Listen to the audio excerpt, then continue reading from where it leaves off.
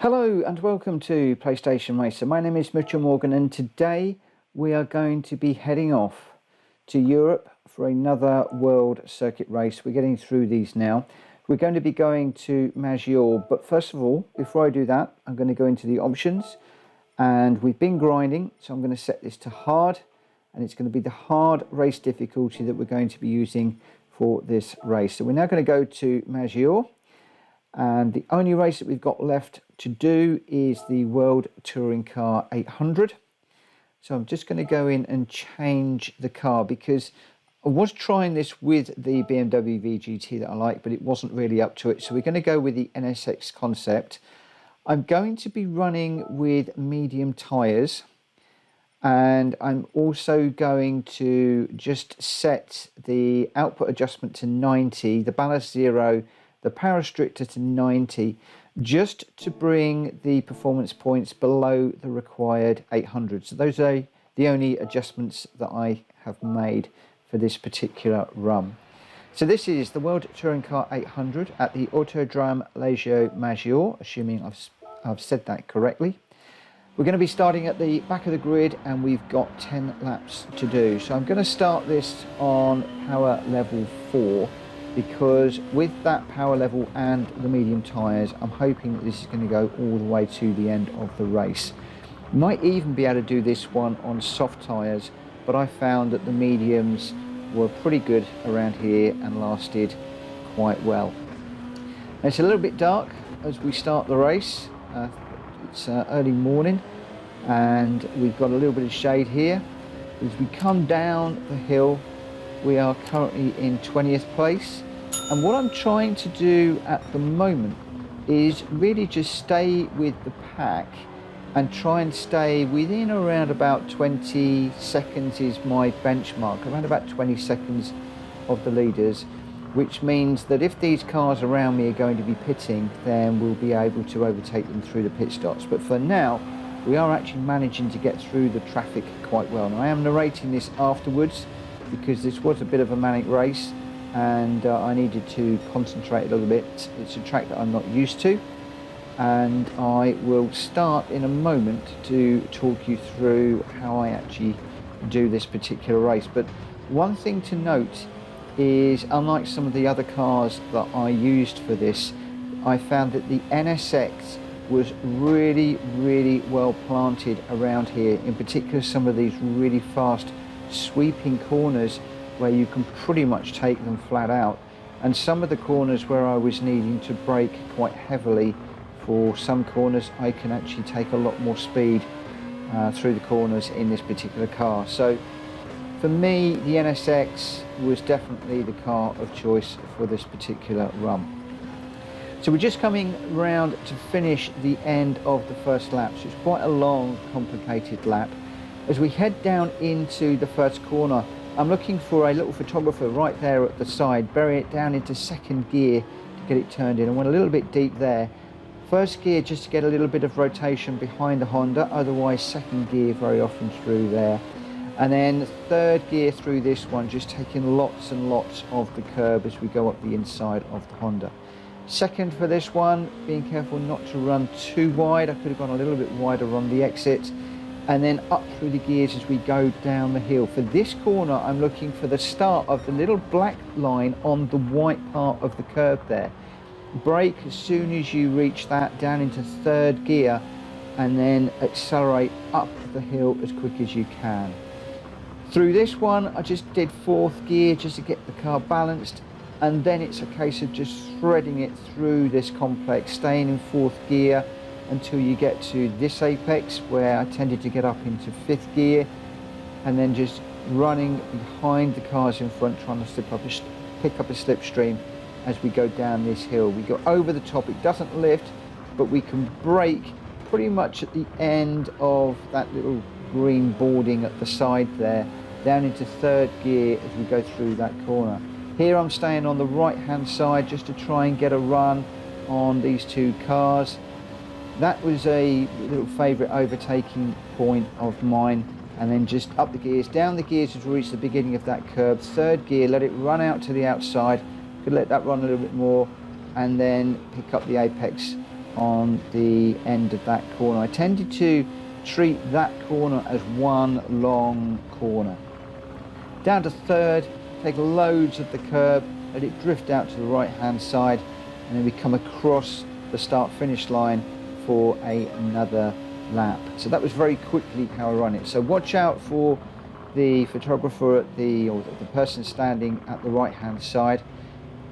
Obviously here I'm having to just work with the cars to get through the traffic at this point, so I'm having to just think about my lines, think about the gears, think about the overtaking opportunities. Got into the back of the Audi a little bit there. They do tend to slow a little bit quicker than I happened to need at times. So again, watch for that beginning of the black line on the white part. It's I don't quite know what that line is. It almost looks like a tyre mark. As soon as you reach that, bury the brake pedal and then accelerate all the way through this corner. I tended to stay to either the inside as we did there or the outside, overtaking those cars. But it really is a case of watching the traffic and just picking your overtakes through there as you can. As you can see, there was on the inside, the outside, the inside, just really dynamic, and you're just having to see how those cars align for you as you go through there. So down into the bottom of this corner where it dips, so pretty much at the start of that, that green area at the side. I'll try and pick that out again for you because it's a very difficult corner and you need to get it slowed down before you get the dip, and then it's full speed all the way through here up to this corner where you want to take more of the curb on the left hand side, take loads of that curb, go out onto the outside of that curb, loads of this curb, which is better there. You can take lots of this curb, just being careful of that sausage curb, and just carry loads of speed through there. Get across to the right hand side, which I forgot to do on that instance, to then pick up the inside of the curb, to come across the line to start another lap. So again, coming into this first one, looking for that photographer at the right hand side. I've gone a little bit deep into that one. Second gear through here I tended to like. Just gone a little bit deep as I'm trying to push on. We're up to fourth place at the moment, which is pretty good. You can take loads of that curb. I was very often getting all four wheels up onto the white part of the curb. As you run down here, remember you're watching for the black line on the white part of this red and white area. So right there, brake down into fourth gear. I didn't actually brake hard enough there. We did actually manage to get it slowed down, thankfully. Up through the gears, just thinking about where you're going to overtake these cars, where you're going to catch them. So this one I'm going to wait and take him on the inside of the second part of the corner, which is putting me a little bit wide, but we just gathered it up, apex that one, look for the white area on that particular corner, and that will set you up really nicely for this long run down to the bottom. So what we're looking for, this green wall, just brake almost as you get to the end of that green wall. That'll set you up to take a load of that curb, which I did in third gear that time, which gives you the opportunity to take loads of speed up the hill, and then you can be making some good progress all the way up here. Just remember to stay out to the left, look for the apex, then let it drift out to the left, then look for the apex on this one. This AMG just getting in my way a little bit, so I had to back out slightly. But try and treat that corner, as I said earlier, as one long compound corner. Just dove up the inside of the AMG there to get into second place. Portella is actually in the pits at the moment. So at the moment, it looks like our strategy is working. We've got 6 laps to do and we've got 5.6 laps of fuel remaining. We're still on power 4 at the moment, but we might need to change up a little bit early to do a little bit of fuel saving. Or just gone a little bit wide there, which has put me really out of position for that particular corner. So you can see I'm really continuing to push on as hard as we can now. We've only got a margin of roughly 4 seconds to the car behind, which is catching us. So very minded that we need to make sure that we push on as hard as we can. You'll notice with these racing mediums that they are wearing really nicely. We're about halfway through the race right now. and we are probably less than a quarter of the tyres worn right the way across this NSX.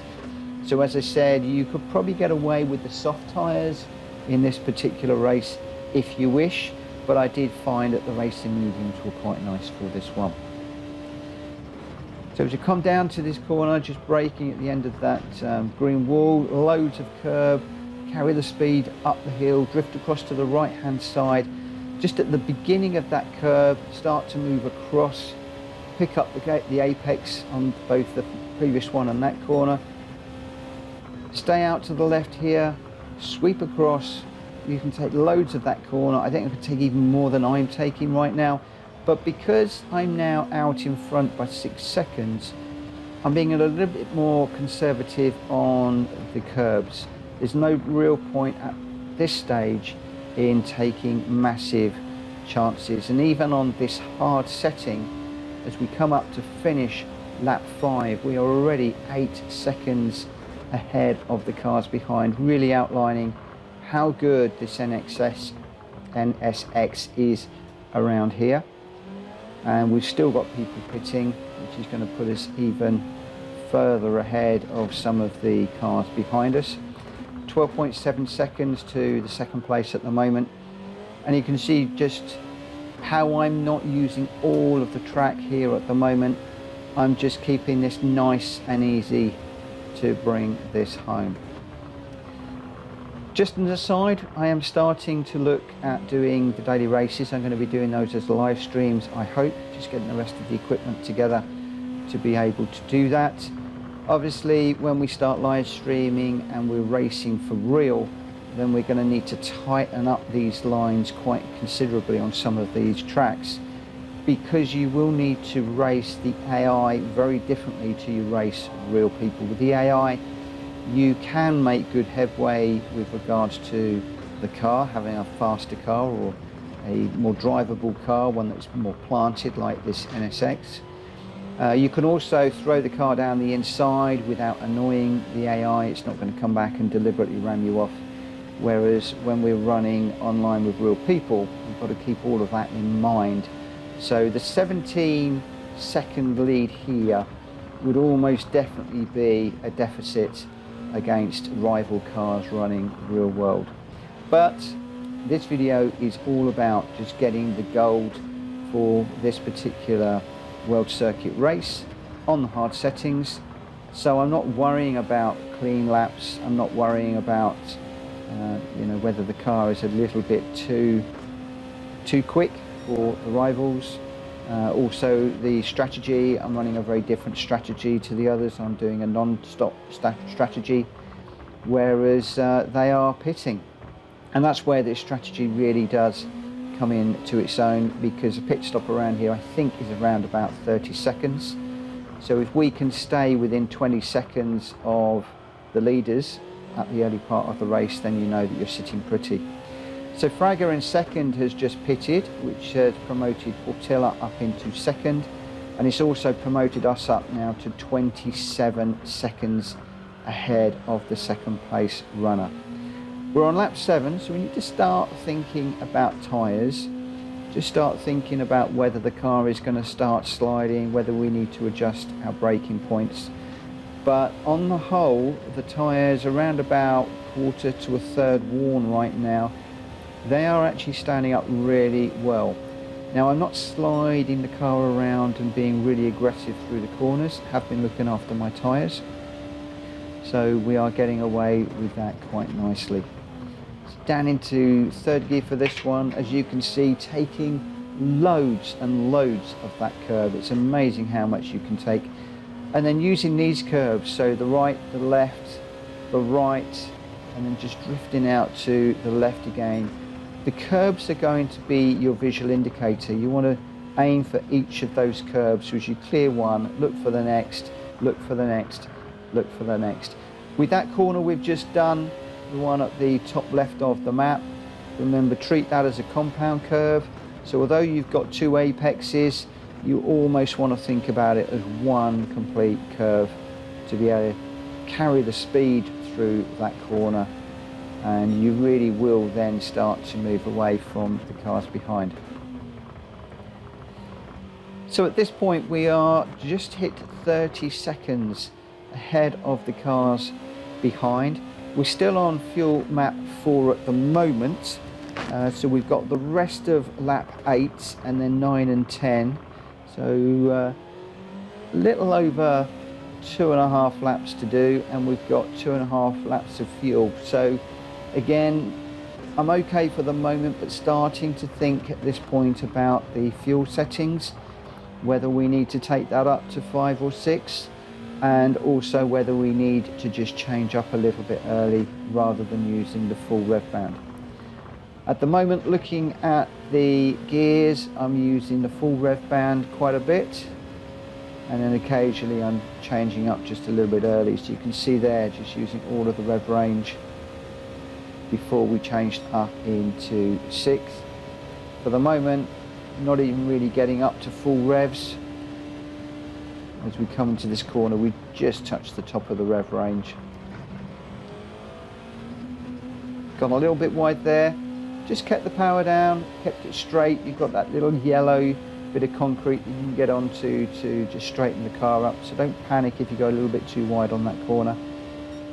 And then again here, just watching for the curbs, looking for the inside for that one, taking loads of curb, out to the outside. Went a little bit wide on that one, which meant I went a little bit wide on the exit of that corner, just because I'm trying to find more areas where I can be a little bit faster around this track.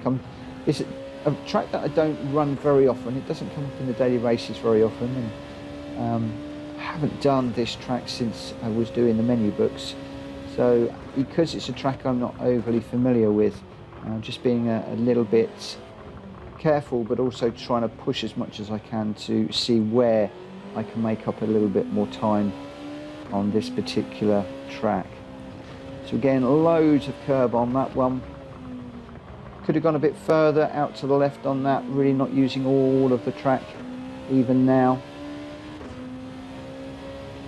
And we've got a little over 1.5 laps to run, with 1.4 laps of fuel, still setting fastest times. And with regards to the times, we've been relatively consistent. Lap 2 was a 1:55, then we've got a 1:54, 1:55, 1:57, and then we've been 1:54, 1:55, 1:55. So fairly happy with those lap times. Could be a lot quicker. Could be a lot quicker. I know there's a lot of areas where I can be saving 1, 2, even 3 tenths. Now approaching one of the back markers, so we just need to start thinking about how we're going to overtake the back marker. Even though we're going to get blue flags, I tend to find the AI is less than accommodating when you're trying to overtake them. And the amount of times I get spun out by the AI under blue flags is just incredible, so I tend to be a little bit careful. But this one looks like we're going to get around the outside. Got that one done. That was a nice overtake.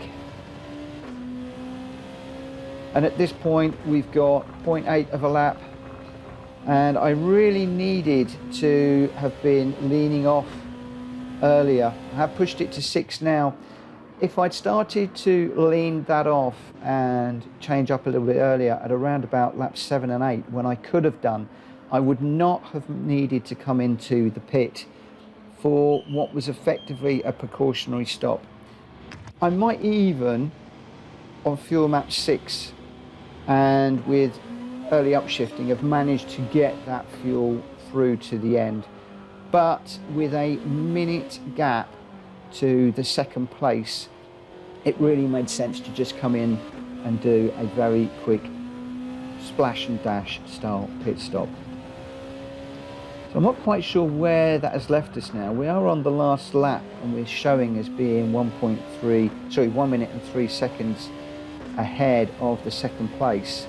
I would have thought that we would have lost more time than that in the pit stop, or maybe we were just so far ahead that I hadn't even really noticed.